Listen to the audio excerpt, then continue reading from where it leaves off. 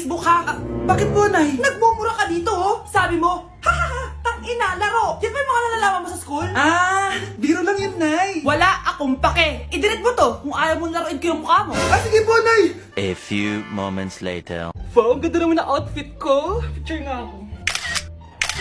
Anak, ano naman itong pinost mo? Bakit ang ikli na shorts mo? Ang ganda ko dyan, no, Nay. Akala mo kinaganda mo yan? Ang pangit. Baka bastusin ka ng mga lalaki. Grabe ka naman, Nay. I-delete mo yan. Next time, magpajama ka na lang. Yung tago lahat, pati mukha mo. Wow! Thank you so much, Mommy! You know that I love chicken nuggets! Ay, di pala chicken nuggets to. Pero sarap! May day ko nga. Ano? Ano na naman itong pinost mo sa Facebook? Yung niluto niyo po, Nay, shinare ko lang sa Facebook. Itlog lang ipapost mo pa? Hiya ka naman. Dapat pinapost mo yung mga masarap na pagkain. I-delete mo yan. Lahat na lang pinapadelete mo. Tapos may nagko-comment pa sa post mo, sabi nila, ang pangit ko daw! Deserve. Alam mo, I-delete mo na lang yung Facebook mo. tama na! I-delete mo na! Para tamimik na yung buhay ko! Eh, kung wag ka kaya mangyalam, sigurado tatahimik buhay mo. Akin na yung phone mo. Ako na lang magdi-delete. Bakit kita i-delete kung pwede naman kitang i-block? Hindi mo na makikita yung mga post ko. Ay, salamat, makakapagpahinga na ako. Thank you, Lord, makakatulog na ako. Ano naman yan? Be, nasan yung part mo sa research? Kailangan na natin yun. Kakauwi ko lang, tama? Tayo ay nasa bahay. So, ang mga schoolworks, yung mga research, iwan natin yan sa school. So, kapag kakauwi ko lang at gusto ko matulog, imbes na wag kang tumawag, anong ginawa mo? Nasaan yung research natin? Tapos mo na ba? Be, kakauwi ko lang. Hindi ako robot. Kailan ako tumawag sa'yo at nagganap ng research na kakauwi mo lang? Never. Ang tawag doon, konsiderasyon. Hindi naman tayo babagsak kung magpapahinga tayo, di ba, be? Malilate na kasi tayo, kailangan natin magpasa. Aba, be, pwede ba ako magpahinga? Hindi lang naman sa school umiikot yung buhay ko. Kaya nang tumawag ka, napagano'n ako, oh. Aba, sira ulo to, ah. Kakauwi ko lang, ah. Pahinga din tayo, be. Baka bago natin mapass yung research natin, mapass away tayo. Sige na. Nasa Japan pa rin ako at titikim tayo ng Japanese convenience store food part 2. Hulaan nyo guys kung nasan ako. Walang-wala na ito sa Pilipinas, promise. Hindi talaga pwedeng wala akong mabili tuwing pupunta ako dito sa Family Mart. Tignan nyo naman, parang lahat gusto mong itry, di ba? Guys, may nakita ko. Parang may ganito ako. Okay pa ba to? Parang panis na. Add to cart. Guys, mukhang masarap to, oh. Add to cart natin to. Guys, nakita ko kanina daming Japanese na kumakain nito. So, add to cart natin to. Guys, parang masarap din to, oh. Famichiki. Add to cart.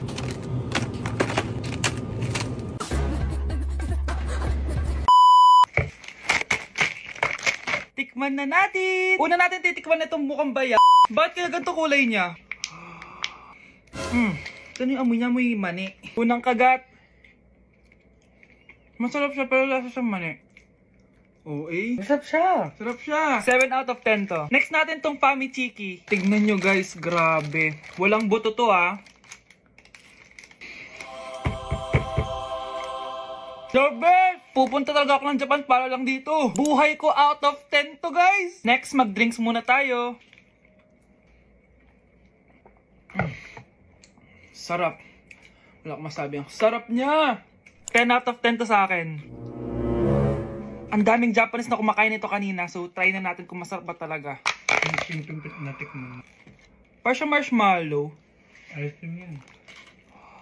Masarap siya pero medyo matamis siya. Mahilig sa matamis. Sarap! Okay. Next natin itong palaging kinakain ni Honey Bunch. So para siyang pandesal na may feeling sa loob. Dami pala niya. May laman siya guys. You know?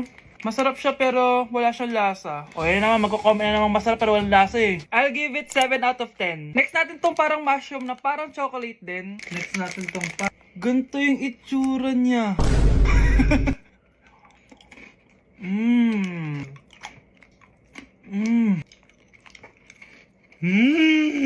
Okay talaga.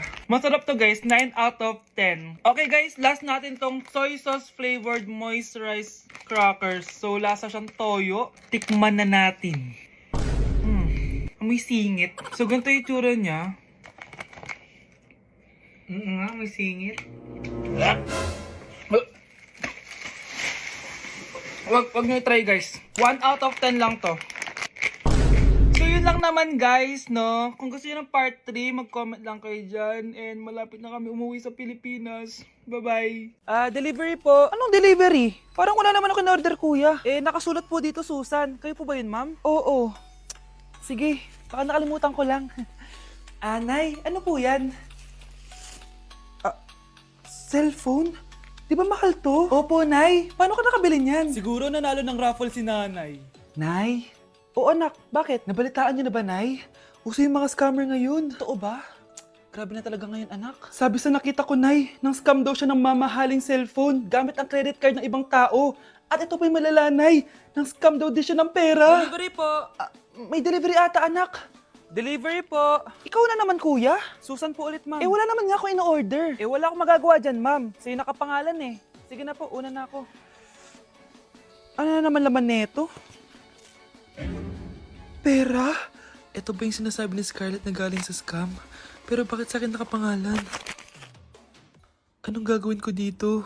Hindi naman ako yung scammer. Nay, may naghahanap po sa inyo sa labas. Anak! Sige, pupunta na ako.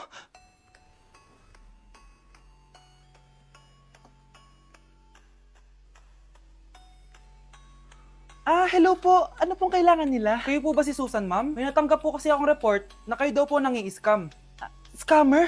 Hindi ako scammer, Ma'am, sa'yo nakapangalan ng mga parcel. Kaya sumama ka na sa amin. Hindi nga ako scammer! Ikukulong ka na namin. Huwag niyo ko ikulong! Hindi ako scammer! Itigil niyo na yan! Hindi si nanay ang scammer. Pero nasa bahay na to, ang totoong scammer.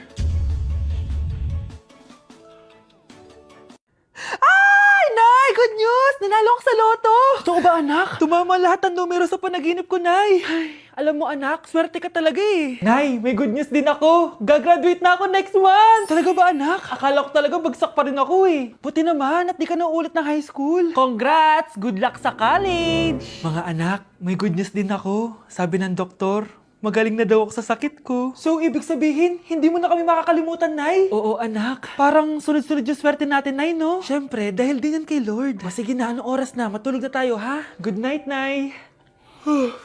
Grabe, ang kalat naman. Oo, anak. Ba't kising ka pa? Nay, sobrang kalat kasi dito sa bahay. Naglinis lang ako. Anak, tigil mo yan! Masama yan! Ha? Bakit? Masama na ba maglinis, Nay? Hindi mo ba alam yung pamahiin na bawal magwalis sa gabi? Kasi pag nagwalis ka, parang tinataboy mo daw yung swerte palabas ng bahay. Ako, Nay, 2025 na. Naniniwala ka pa rin sa pamahiin? Tumatanda ka na talaga. Ay, hindi ko alam, anak. Takot lang ako na malasin ulit tayo. Sige na, Nay. Itulog mo na yan. Malapit na ako matapos dito.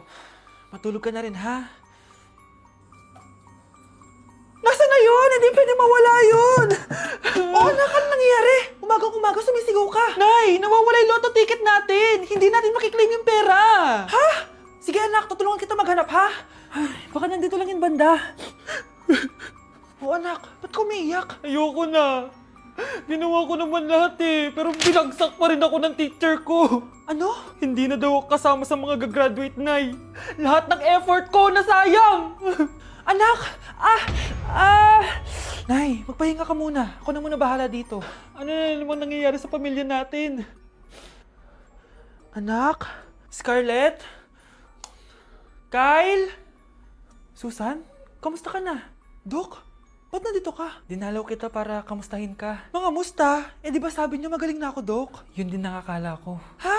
Teka lang, nakita mo ba yung mga anak ko? Susan, matagal nang patay ang mga anak mo. Ha? Hindi mo ba naaalala? Pareho silang na-depress. Si Scarlett dahil sa nawala niyang lotto ticket. Si Kyle naman dahil hindi nakagraduate. Kaya, ayun. Kailangan mo ulit maggamot, Susan. Dahil lumalala na naman ang demensya mo. Mga anak!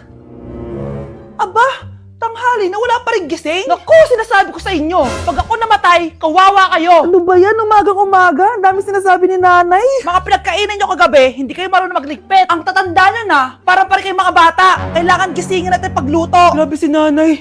Nauna pa magpagising kesa sa alarm clock ko. O Kyle, kakagising mo lang? Nay, hindi pa po ako natutulog. Ano? Diyos ko po! Nung kabataan namin, 7 p.m. pa lang, tulog na kami. Tapos, ang gising namin, 4 a.m. para pumasok sa school. Walaan ko, Nay. Tumatawid pa kayo ng bundok tsaka ilog para mag-aral, no? Oo. Buti nga kayo may hatid sundo pa eh. Scarlett! Ayan na, magkikis na sila. Aba, parang anak ng mayaman na. Prinsesa ka? Nay naman ang init-init Hindi ako nagtatain ng pera, Scarlett, ha? Nagtitipid ako ng kuryente, kaya matuto kayo magtipid. Kaya gamitin niyo tong 2-in-1 Stand and Desk Fan from Tough Mama. Di ba ang aesthetic? Meron tong 4-speed control, kaya sobrang lakas nito. O di ba ang lakas? At syempre, matibay. Di kagaya ng relasyon nyo. Lo, magluluto na nga lang ako. Ops, bago ka magluto, gamitin mo tong stackable multi-cooker ng Tough Mama. Pwede ka dito mag-boil, pwede ka mag-fry, at marami pang iba, gaya ng steam and grill. O di ba? Kahit ano, magagawa mo dito. Pati pag move on sa ex mo. Bakit ang sakit mo naman magsalita, Nay? Hindi ka na magkakajowa. Bakit naman po, Nay? Tumingin ka nga sa salamin, ang pangit mo. Grabe naman po kayo, Nay. Hindi naman lahat ng tao bumabasa sa itsura. Okay, tingnan ko na lang kung may magkakagusto sa'yo. A few moments later. Umamin na kaya ako sa crush ko. Tawagan ko nga. Hello, gusto ko lang sabihin na gusto kita. Ay, sorry, may girlfriend na ako eh. Tsaka nakakadiri yung mukha mo. Di kita magugustuhan. Hanap ka na lang ng kasing pangit mo. Sana naging maganda na lang ako. Tomorrow. Ang ganda ko na. Mag-post na ako ng picture. Sino to? Hello? Ang ganda mo na. Wala na kami ng girlfriend ko. Pwede ba tayo magkita? Seryoso ka ba? Maglaway ka. Hi, Nay! Di ba sabi niyo di po ako magkakajowa? May jowa na ako ngayon. Mayaman at pogi. Sorry anak sa mga sinabi ko sa'yo. Babe, halika. Hello po, tita. Nice to meet you. Christian? Nay? Magkakilala kayo, Nay? Anak, siya yung nawawala mo kapatid. Kapatid kita. Oo. Hi, sis. Nay, top 1 po ako sa klase. Talaga anak? Mahal ka talaga sa akin. At dahil dyan, may iPhone 13 Pro Max ka. Wow, thank you, Nay. Salamat Google at Photomat. A few moments later. Anak, nakausap yung teacher mo. Ikaw na yung lalaban sa International Quiz Bee. Proud ako sa'yo, anak. Patay, anong gagawin ko? Mare, balita ko top 1 yung anak mo Oo, Mare. Ilalaban siya sa school nila. Wow, i-practice na natin yan, Mare. Pag nasagot niya to, may 500 siya. Anak, punta ka nga dito. Ano po yun, Nay? Pag nasagot mo yun, may 500 ka. Sige po, Nay. Charan!